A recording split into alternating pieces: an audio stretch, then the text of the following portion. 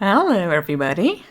I'm coming up with some air just for this video. I'm technically still very much in KCD2 land, but the algorithms demand a sacrifice in regular intervals, so here I am.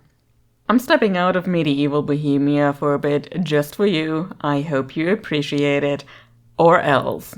Short note on the game, I'm having so much fun with it. It's everything I wanted and more. And there will be fan art in the future. For now, I'm just enjoying playing it, however. Now, the topic. Webcomics. Let me pack out my credentials first. I've got a finished long-form webcomic by the name of Soul's Journey. It's 380 pages and still available online to read for free. I've got a complicated relationship with this comic. First and foremost, I'm glad to have done it, to have finished it, and to have made the experience of working on a project long term. However, rather than build my confidence, it was slowly eroded and ground to dust. I put a lot of myself into the comic, which was to my detriment in the end. Nevertheless, I pulled out some old recordings of me working on comic pages. It just seemed appropriate, and I may have underestimated the time available to make this video. Comics, and webcomics specifically, are a marvelous way of telling a story. You can get a polished piece of media with comparatively few resources, both with digital and traditional art. Especially if you are a visual thinker and have your troubles with writing prose. This is a very accessible medium to tell your story. So whatever I may say in this video, if you want to make comics, go and make them. Decide for yourself if they are the medium for you.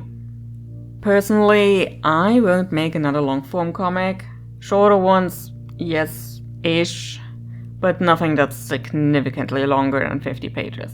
I just don't have it in me anymore. As with most kinds of content you want to put online, consistency is key.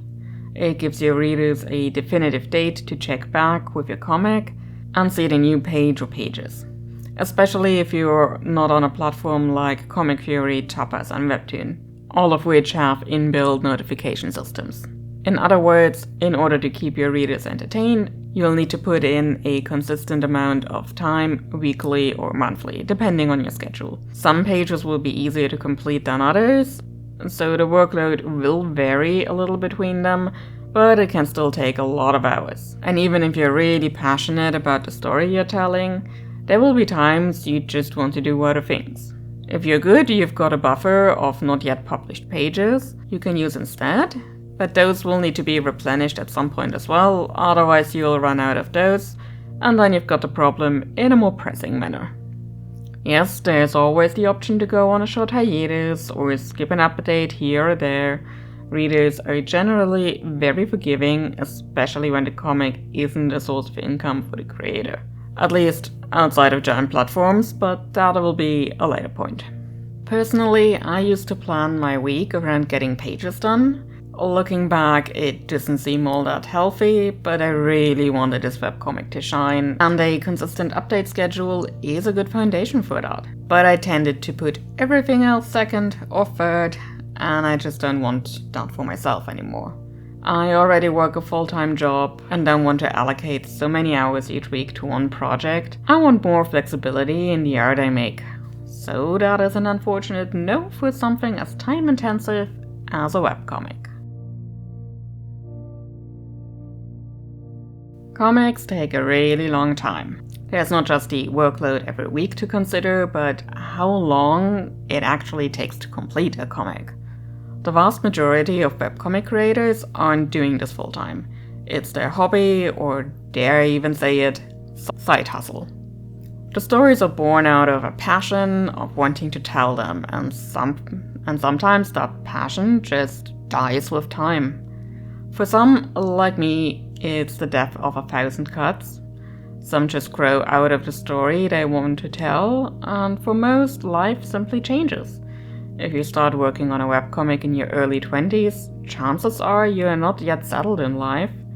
You might find a partner, start a family, or your career really takes off. Simply put, priorities change over time, and that's fine. There's a vast graveyard of webcomics that simply got abandoned because their creators didn't prioritize them anymore. It's just a side effect of time passing. For me, I worked on Soul's Journey for 7 years, maybe 7.5. And in that time, I went from university to fully integrated into my work life. I changed jobs in between, there was a pandemic, I lost feline companions, I moved.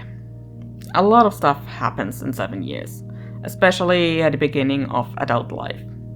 And to be honest, I don't want to be trapped in a public-facing long-form project like this again, especially when life gets hectic. I'm currently in the process of writing an illustrated novel, albeit still very much at the beginning of it, while I figure out how to best go about everything. If there's a month I don't have a lot of time or energy in, and would rather spend it traipsing through medieval Bohemia and declare myself king of a particularly beautiful anthill, I can do that without compromising a buffer. I can take breaks and not have to feel I need to explain myself to strangers on the internet. It's a huge weight off my shoulders. With Soul's Journey, for the last year or two of working on it, I was just trying to finish the comic to finish the comic. I wasn't really feeling it anymore, but I'm stubborn, and that sometimes is to my detriment. I already mentioned that some people simply grow out of their story. If you conceive and write a huge portion of it in your younger years, chances are experiences you make later in life change your outlook on parts of the story. Sometimes you can course correct, and there's always an option to edit earlier pages unless you already printed them. But then there's the danger of a constant remake loop, and you do not want to end up in that one at all. What I'm trying to say is, you as a person change, and you still have the same old script in front of you. It begs the question, is it worth revamping, sticking with it, or do you move on? Particularly if you're working on a story for over a decade, this can be a recurring dilemma. When your 10 years younger self set up a storyline you don't think works anymore, is it worth continuing? How can you salvage that? It can be a stimulating exercise, but it can also frustrate you to no end. And if I were to redo Soul's Journey now, there's a lot of things I'd do differently. Which, if you'd like to see me do that, let me know in the comments. I'm game for a stream about that, since it will likely be a longer thing. Overall, there has been an explosion of hustle culture in the last decade. With the rise of social media and platforms that let you easily sell things, that was probably easy to predict. The webcomic sphere isn't too different there. There's merch for webcomics, there's crowdfunding campaigns, most notably through Kickstarter, and there's tipsters like Ko-fi and Patreon. It's easier than ever to get products made, and there's quite a lot of variety out there. I too dabbled in those, less than successfully to be perfectly honest. I just never had the readership to really justify getting huge projects off the ground. And the Kickstarter I launched for a print run failed to reach its funding as well. I was devastated at the time, and I'm not going to lie, it still stings. But when everything is said and done, I think it was for the better. There's no way I would have been able to move the surplus print copies. I struggle to do so with the print-on-demand copies I've got lying around. Part of it has been that I haven't been to shows and conventions a ton recently, but also I barely promote my shop these days, although it is currently open again. In the end, I don't have a lot of merch pertaining to my webcomic, and I'm glad for it.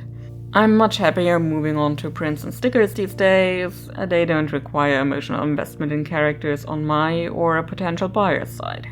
And let's just say there's a reason I've refrained from making any kind of merch with my characters from my illustrated novel. And if I were to make another webcomic again, unlikely as it is, I doubt there'll be merch for it either.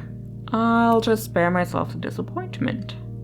In general, I just feel like the sphere is very crowded these days, and most people are just there to read a webcomic, not to spend more money, if they even have money to spare.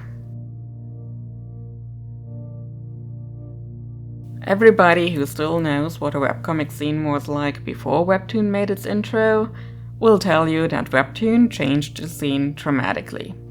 Most will tell you it was changed for the worse. Of all platforms I was on at the time of working on Soul's Journey, Webtoon was the most frustrating. Followed closely by Tapas, still Tapastic at the time, but mostly Webtoon. My main frustration were the very clunky interface, the discouraging of reader interaction, and worst of all, entitled readers. There was a time when I posted there that I got 10 comments within a short span of the new update. Which is nice. 10 people interacted with something I made. Only all the comments were a variation of too short. That has been a real plague on Webtoon for years. There's a real disconnect between the creators and the audience on Webtoon, and the too short comments are a symptom of that. Eventually I stopped posting for Webtoon on a while and revamped the comic for more long-form episodes, but I was really hurt and frustrated by that entitlement. Did those readers not realize that webcomics were not my paying full-time job? Honestly, I don't think they did. Webtoon has a section of original comics where they pay the creator to make the comic. The pay is bad from what I hear, but that's another topic. And then there is the canvas part of it, where everybody and their dog are able to post webcomics. There are programs where there's a chance that creators may get paid, but it's far from a living wage from what I remember. Things might have changed there. I've been out of that loop for almost 3 years now. Add to that the Webtoon audience skews a lot younger, often teenagers, and it gets very obvious why there's such an entitled atmosphere. It is sad that it has become such a pillar in the scene. I wish people would not congregate there as much and instead seek out the numerous wonderful stories that have their own websites. There's often so much behind the scenes stuff, more art, and an actual community attached, all of which the corporate lens of Webtoon can and will not cultivate. Webtoon changed the webcomic scene and I don't like it. It feels like a corporate hellscape. But I also understand that not everybody has the time and energy they can put into their own personal websites. In conclusion, webcomics can easily turn into a serious commitment over a long time, something I personally just don't feel ready to do again. I'd rather slog away at my little project on my own time, take breaks whenever I need them, and disappear into medieval Bohemia at a whim. Just enjoy myself. There's only one life to live, and it would be a waste to spend it in a way I don't enjoy. That said, if you want to work on a webcomic, that is entirely your prerogative. I encourage you to think it through, yes, but I'll be the last person wanting to stop you. It can bring great fulfillment, but it also has ugly sides. Just know what you're getting into and make an informed choice. Signed, a person whose heart got ground to dust by comics.